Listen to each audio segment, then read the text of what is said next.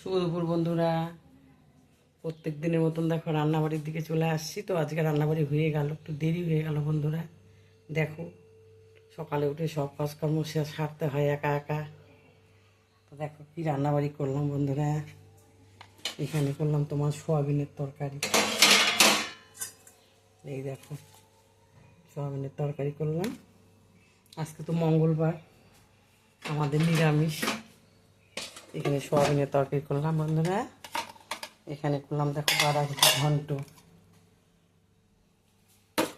আর আমার সোয়াবিন ভাজা খুব ভালো লাগে, মোচমোচা করে ছাকা তেল ভেজে রাখছি। আর এখানে করলাম বন্ধুরা দেখো জলপাইয়ের টক।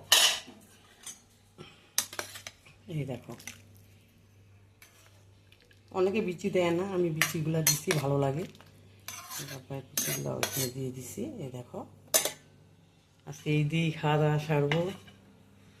তোমরাও সবাই খাওয়া দাওয়া খাও, সবাই ভালো থেকো, সুস্থ থেকো বন্ধুরা। আর দেখো এখানে হচ্ছে জলপাই নিয়ে আসছি, জলপাই সিদ্ধ করছি বন্ধুরা। এটা আচার করব।